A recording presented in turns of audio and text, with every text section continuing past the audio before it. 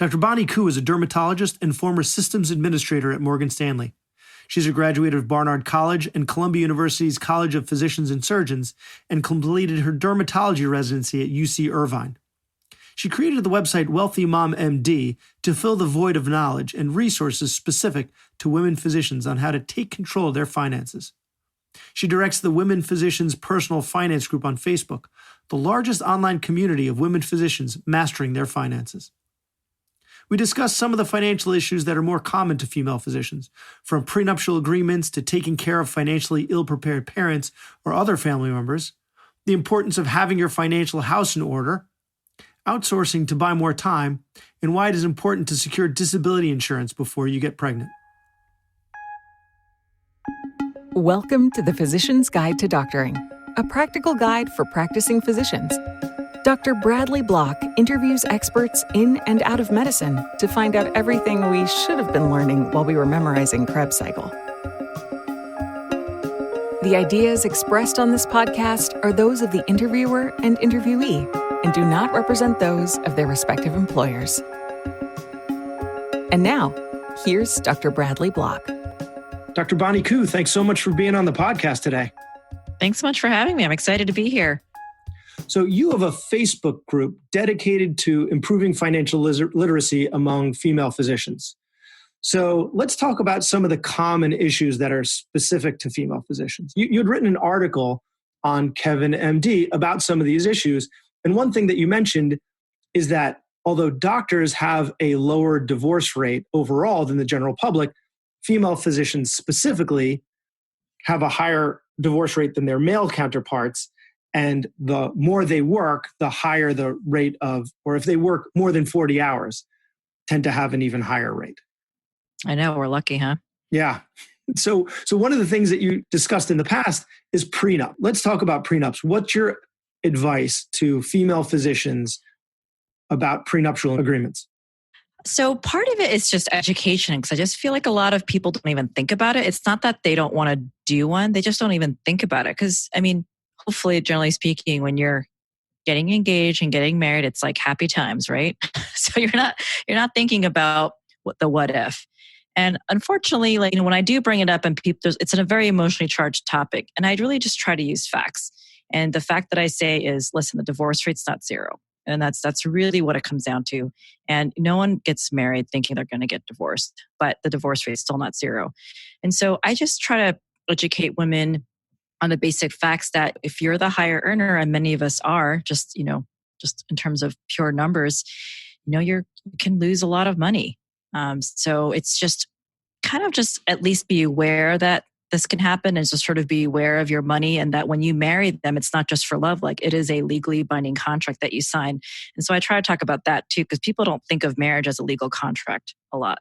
Yeah, we have our ketubah, our legal contract, although someone told us that it was legally binding, and then we find out that it's not. It's legally binding as far as our religion goes, but that's it. Yeah, so my wife and I started the prenup process, but we didn't complete it.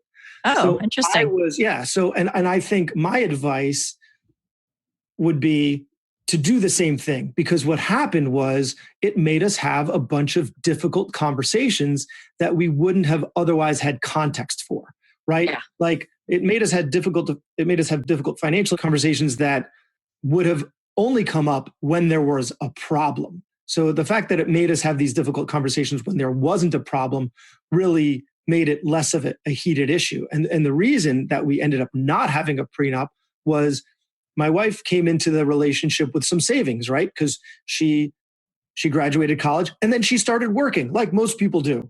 Yeah. Who had nothing but debt. So even though my earning potential is much higher than hers, we're in New York, where if you get divorced, everything that you've earned during the marriage gets split down the middle. So basically, if I signed a prenup, it would have protected her assets that she had going in and wouldn't have protected me at all. I mean, maybe we could have come up with something where if we get divorced, then you negotiate like the ramp, the slowdown in terms of like how much I would be paying her to continue her lifestyle. But like ultimately what I was told was that gets decided by the judge, and they might actually throw out some of which. So the only thing that's hard and fast is her assets were protected, not mine. And so we decided to just abandon what was becoming an expensive process. Huh. Well, I'm not a lawyer and, I don't want to talk about your situation in particular. I don't know if that's quite true what you just said, but you don't need a prenup to protect her premarital assets as long as it stays separate, meaning like she doesn't commingle it, like put your name on the accounts. And more obviating the need for a document. Yeah. But you can definitely, you could put lots of crazy stuff in the prenup. Like you could really people put some weird stuff in there. You can't put anything about child support or custody though. So people think that's something you can do. You can't, because a prenup's between the two adults. It's nothing to do with good kids because they're usually not born when the prenup is set. So that's something you can't pre-negotiate ever. But you can, we're sort of using you as an example, but you could have decided, for example, like, we each keep our own retirement accounts. She could have given up her right to alimony, like you can do that. So I've decided kind of the limit. So most people just don't think about prenups in general because they think it's a weird thing to bring up. They think it means like, oh, you don't trust me. But kind of like what you said, I really liked what you said about it kind of made you guys talk about some difficult things, because I actually think a prenup has kind of the opposite effect. And I'll go as far as to say that I think prenups are actually quite romantic, because you're really telling the other person, like, I love you no matter what, and here's my proof. And in some ways, I think a prenup's kind of the ultimate proof that that they don't really care about the money. Plus, you can discuss these things, like you said, when you're not angry at each other. I was hoping it would have been proof that she would have said, you know what, you've worked very hard to become a doctor, and I'm going to sign this document that says that you keep everything that you've ever made. But, didn't work. Well, it's funny. Like, it's like, so I'm not married, so we don't have a prenup, but we do plan on getting married, and I do plan on having a prenup. And I've thought about like what kind of basic terms I'd put in. And, I feel strongly that I want both of us to kind of walk away financially taken care of. And so I sort of make sure that he maxes out his retirement accounts. He wasn't before he met me. And so that does mean that I might have to put some of my own money in it. But I just feel strongly that there's no reason for us both to be taken care of financially. And we talked about alimony, although alimony is a sticky subject. So I think if both people are working and make decent money, there's really no reason for alimony as far as I'm concerned. But if a spouse becomes a stay-at-home spouse, then that's different, right? Because they're taking, I don't want to say a sacrifice because it sounds like they're doing this. That's something they don't want to do, but they are taking a calculated pay cut, basically a 100% pay cut for the family. And so I do think those spouses do deserve alimony. Oh yeah, they're also taking a cut in terms of time spent building a career. Because if that time, it's not just the money that they didn't make, it's the potential progress they would have made in whatever field that they were in.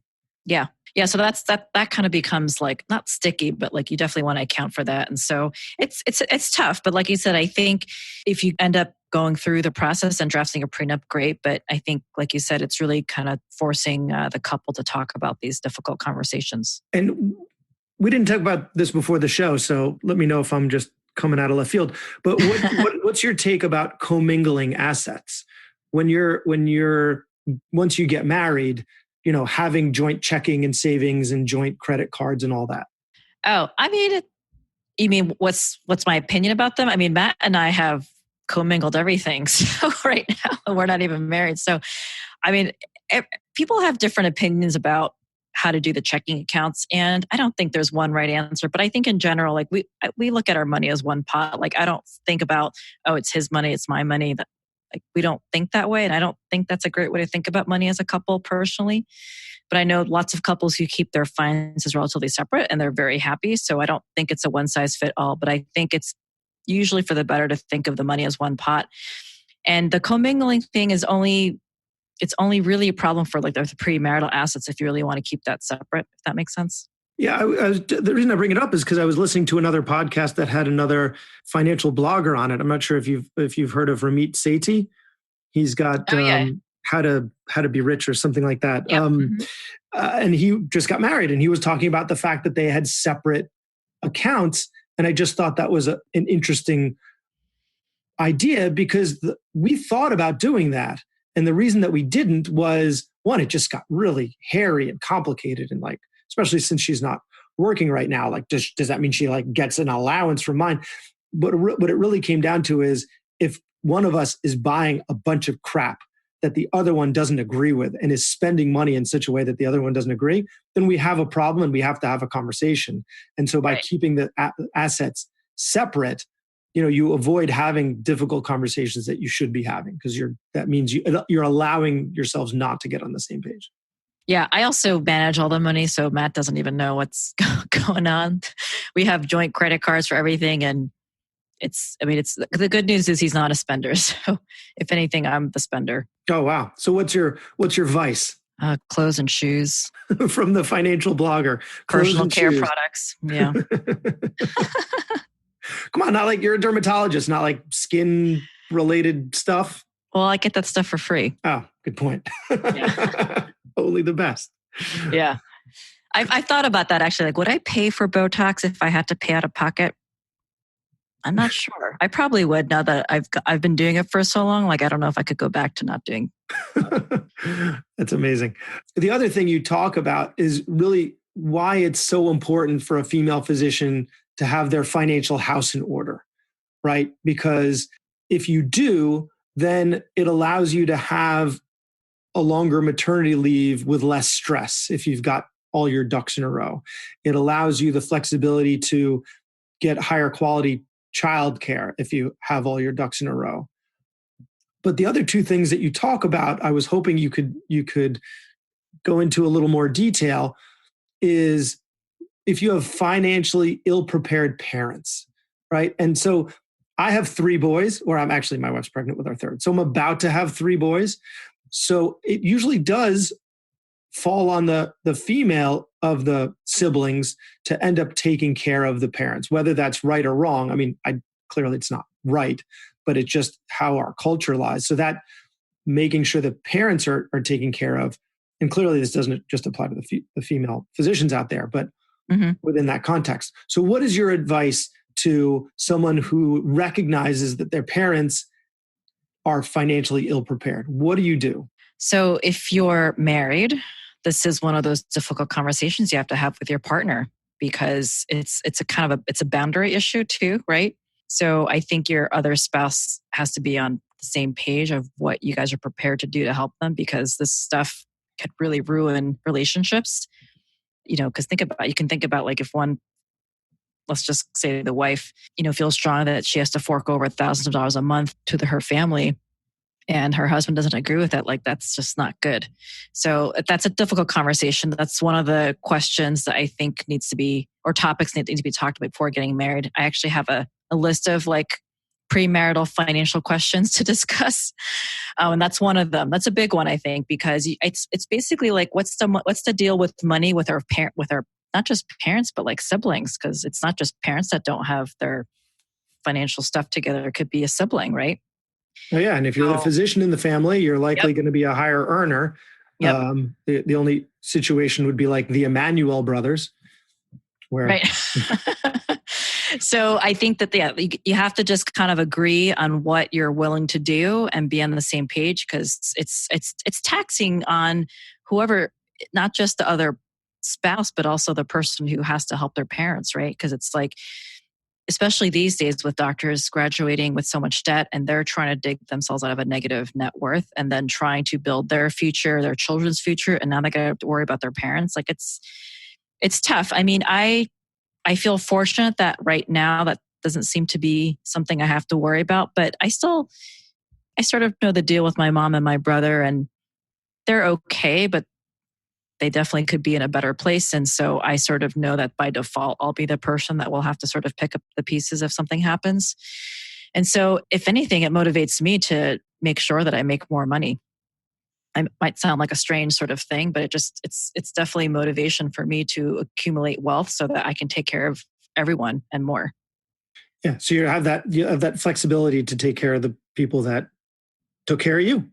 Basically. And then, I have my own thoughts on, what should you do? Should you just fork over money? I don't, because forking over money is just kind of a Band-Aid. So I do feel strongly that if you are going to help a person, when I say financially ill-prepared, I also mean, they're maybe a train wreck when it comes to money and they're just like sieves, then I do feel that you have the right to kind of have access to their accounts or really kind of keep tabs. Like, I don't think it should just be money given over with no strings attached. I mean, if you want to do that, I think that's fine.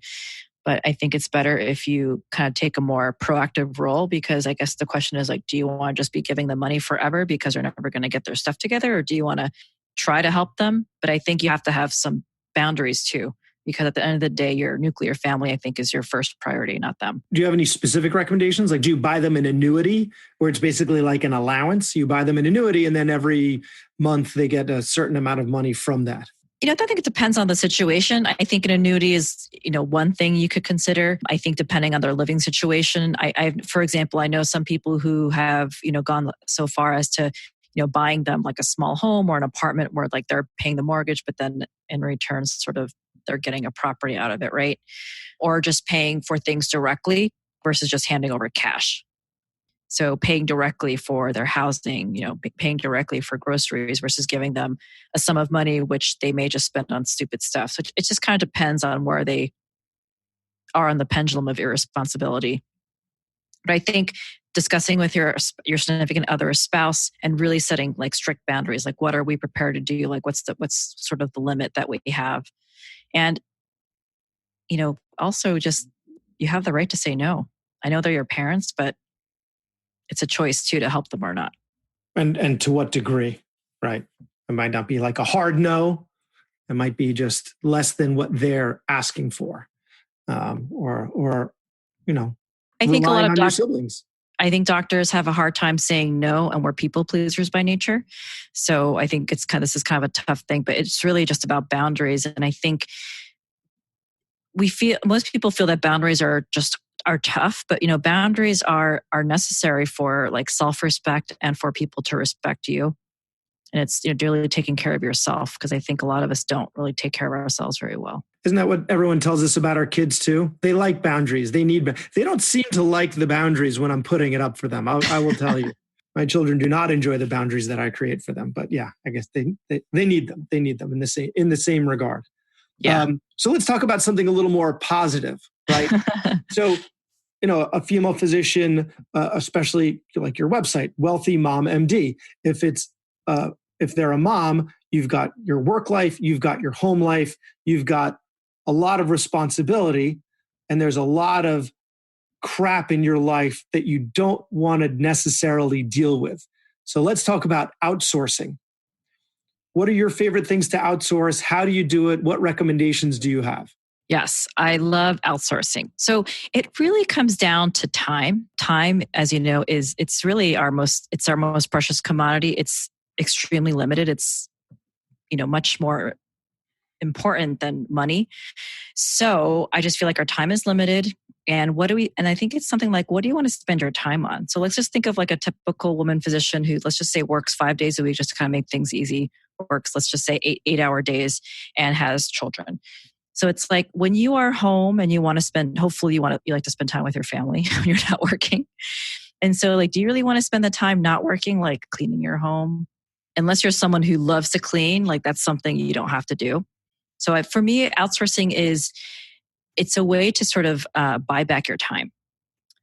And so I know a lot of women who don't like to cook. And so they outsource that by either, I guess there's takeout, there's also personal chefs, there's those meal kits, there's all sorts of ways. And I feel like this is actually a huge business now, how to make meal prep easier for busy professionals, right? So that's one thing. We don't outsource that because we do like to cook, although Matt does a lot of the cooking and planning at this point. And so it's really just outsourcing things that you don't enjoy doing and to give you back time. Because when you're home and not working, I think at least most of us want to really spend that time doing things we love. Yeah, for the frugal people out there that try to slash their expenses as much as possible, I think it just comes down to math, right? Like you have a certain amount that you make after taxes.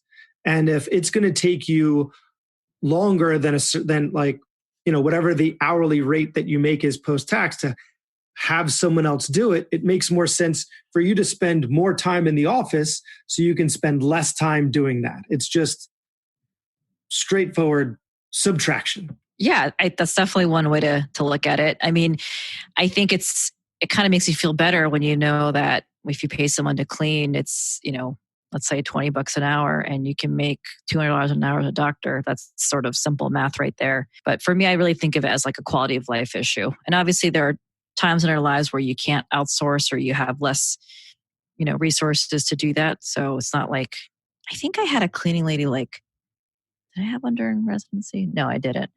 I feel like, when I became an attending, I remember hiring one and I felt like, oh my God, I have a cleaning lady. You're a baller. And I only had them come once a month because I felt really weird about paying because it was like $80. This is New York City, so everything's like $100 for like anything. And I lived in a tiny place. You're paying $80 for someone to clean a 200 square foot apartment. Yeah, something like that. It doesn't work out. But I just did it once a week.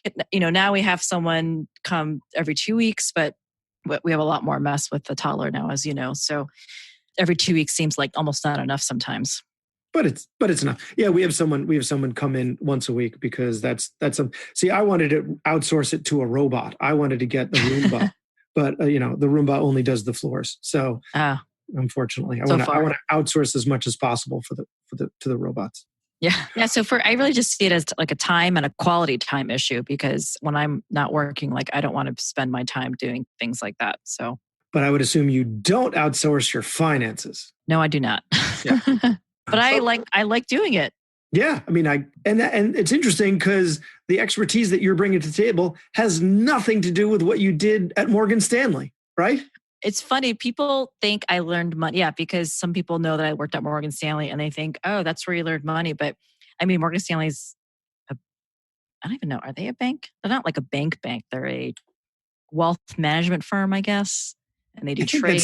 I think that's still a bank. I don't think you have to be a brick and mortar to be called, like with checking accounts and stuff to be called a bank. I think it's still technically a bank because they do. They do financial transactions. But I was in IT. So I was like the person who made sure their infrastructure was running. I wasn't like a desktop computer support person. I was like their like mainframes person. Yeah. So, and here you are doing personal finance. I pretend I don't know anything about computers anymore, which is you've outsourced all of that. Well, no, because I did Unix systems. I don't know if you know what that is, but that was my expertise back then. And it literally has been replaced by medical knowledge. Like I remember very little from those days. But I guess I consider myself more tech savvy than the average person my age. So, for example, when I started my blog, I did that by myself for a long time. Oh yeah. I need to outsource that business. I need to start expanding my website and find someone to outsource that because I will not be enjoying that aspect of it. Yeah. I've outsourced certain parts of my business, and it's partially because I just don't have time. Because I think depending on what your business is, like you really should be spending. So it's kind of like me being a dermatologist. Like it doesn't make sense for me to be checking in people and rooming them, right? Oh yeah, exactly. You want to do what your maximum earning potential is, or maximum enjoyment potential for that matter. Yeah. All right. Well, are there any other, because you run this Facebook group, are there any other issues that are specific to female physicians that seem to come up over and over again that you think would bear discussing? Well, I think women, and I'm generalizing here, obviously, but I think women are still sort of looked at by society at large as not sort of dealing with the money and the checkbooks. So I see a lot of women sort of, I don't know if complaining is the word, but like sort of mention like they're not taken seriously when they're like buying a car, for example, or even when the female physician and her husband are talking with a financial advisor, they're not really like heard or respected. Does that make sense? Yeah, they're probably not being looked at. It wouldn't surprise me if you're sitting at a meeting with someone and they're predominantly looking at the male, even though the male might be clueless about the finances and the woman who runs the show. Like if you and Matt were to sit there with a financial advisor, it would not surprise anybody that, he would be the one that the advisor would look at, even though you're the one that runs the show on that front. Yeah. So that just happens a lot. And then, there's the whole, even just within the workplace when there's, female and male doctors. And I think just we've come a long way, just women in general, but we still have a ways to go in terms of how we're treated sometimes. And so, but I think more and more women are becoming doctors. As you know, med school's like 50-50, but the workforce is still like with 70% men. I think it's probably, when I was in med school, which is now at this point like 15 years ago, it was 55, 45. There were more women than men. Awesome. It was more in the Northeast, but it was growing. So it wouldn't surprise me if it wasn't 50-50, but at this point, more female than male. Yeah, my class was 50-50. I started med school in 2004, but it's going to take time for that to sort of trickle up because I think it's still 70% men. And, this is sort of off topic, but, women physicians we are more likely to, not work full time. And so there's that. And so I've heard arguments saying that we're responsible for the doctor shortage. No, doctors, we're a guild. We decide how many doctors we graduate each year. We're the ones who are responsible for a doctor shortage. You know what we do? We're having to make more doctors, right? Like we can do that. It's not like there's going to be a significant dip in the quality if we decide to expand the classes. So yeah, I've heard that argument before. It just doesn't hold water. Yeah. Sorry, but what about in terms of like brass tacks advice, right? Like something that female physicians who aren't comfortable handling the finances, something that they need to know, something that they could start doing tomorrow, or maybe even savvy, questions that the more savvy ones are asking that you find yourself answering over and over, like some of the more popular blog posts. Well, I think so for women, like I talk a lot about making sure they're getting their insurances in order because there are special considerations for women versus men. So I'm talking specifically about life and disability insurance because partially it's because of our ability to get pregnant. So you can have a completely normal, quote unquote, normal pregnancy, but you will get dinged for certain things like having a C-section apparently is considered an abnormal outcome. And so that can affect your premiums. And so a lot of women don't realize that. A lot of women think about these insurances after they have children because it kind of makes sense, right? When you have kids, then you start thinking like, oh crap, I got to get my stuff in order because I've got people depending on me. And so that's sort of when a lot of people think about this. Now, fortunately, most women have perfectly normal pregnancies. They are fine. And so it really doesn't affect them. But for some women, pregnancy can dramatically change their health situations in terms of their insurability. So I'll give myself as an example. So I got my disability insurance right after residency and I was single and, didn't have children back then. And so when you got to do all this underwriting, and so I was like, well, maybe I should just buy some life insurance because in my mind, I thought, well, I do want to have a family at some point and I'm only going to get older. And then, as you know, that life insurance it gets more expensive the older you are. So I just went ahead and bought a $1 million, I think 20-year term policy just because I already had everything done. And then when I met Matt, my fiance, and we were getting serious, I was like, maybe I should get a second life insurance policy because I knew we were going to try to have children. And let me tell you, that policy got approved like 2 weeks before I got pregnant. And I ended up getting gestational diabetes and I actually had 2 postpartum hemorrhages. And so I was talking to my agent, and I have a good relationship because he's one of the sponsors of my blog. And he told me if I didn't get that policy before I became pregnant, my life insurance premium probably would have tripled. Wow. So, because having gestational diabetes is a risk factor for diabetes, and diabetes, as you know, is a risk factor for dying younger. So, I mean, it makes sense. Many comorbidities that you don't often see in otolaryngology and dermatology, but yes. Yeah.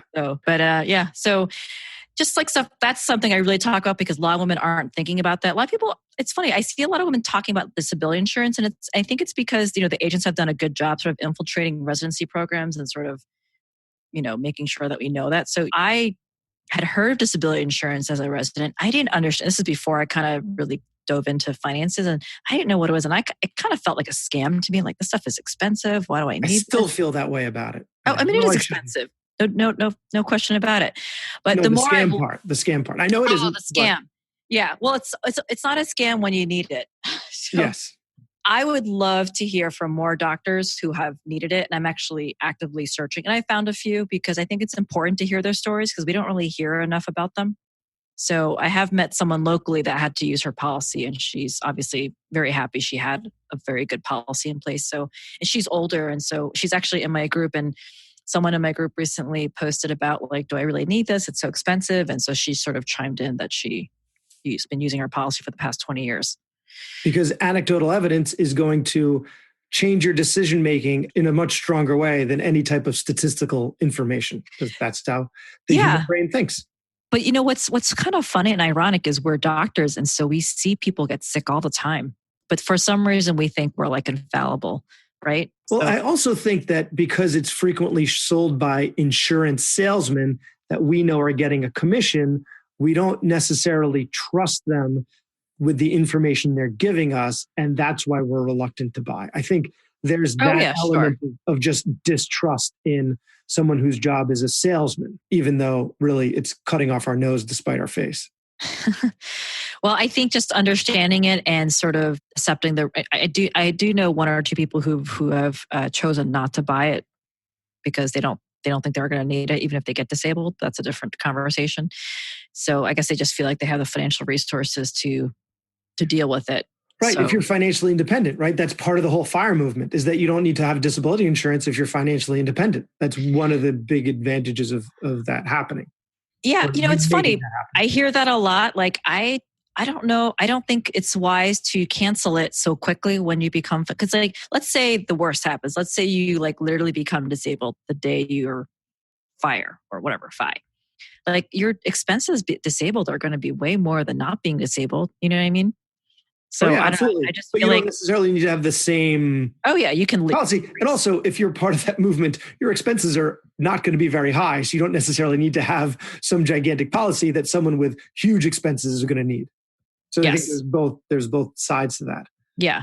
And, total disability is not common. It's the partial disability that is way more common. And that can really affect, for example, we both do procedures, right? So let's say I'm right hand. Let's just say like I couldn't use my right hand, but I could still think and like see, right? And I need my eyes to do my job, but I won't be able to do procedures. But that would significantly impact my ability to do procedures, which obviously would impact my income significantly because procedures pay more than just be looking at someone's skin. So I think I think people sort of forget about that part. You might still be able to work, but you can only make 30% of what you made. And so that is catastrophic for most people early in their careers.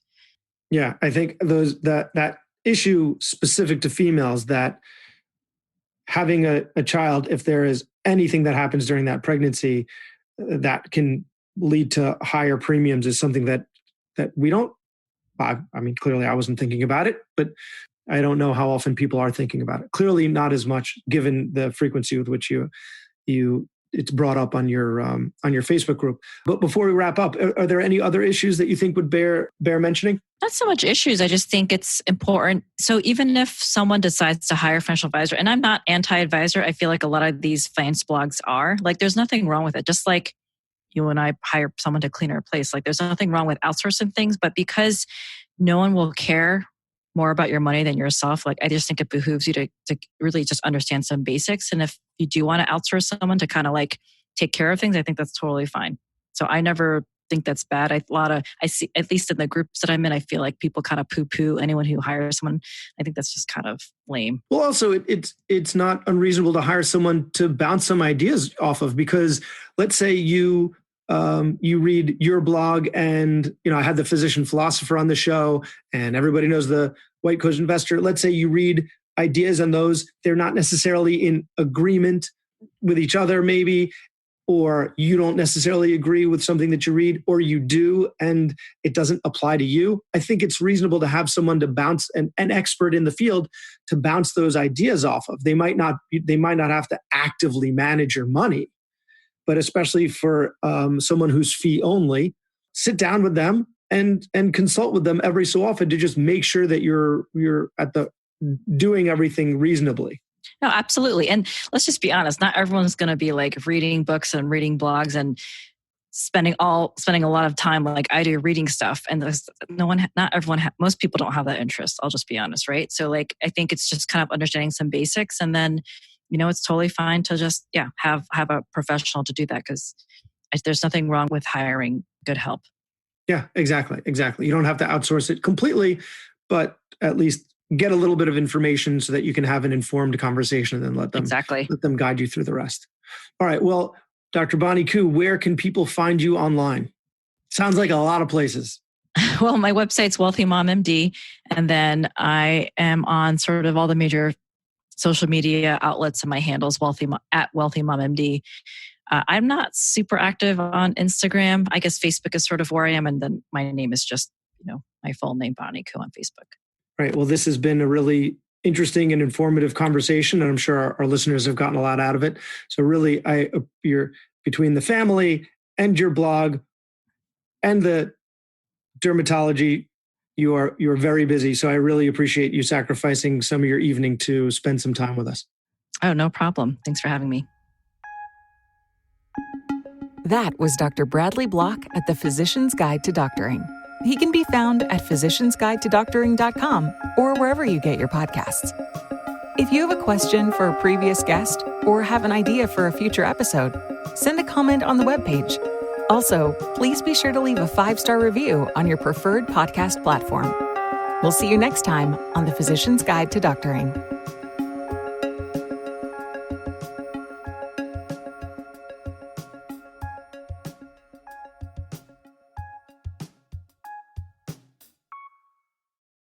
Today's guest is not an attorney, accountant, or financial advisor, and neither am I.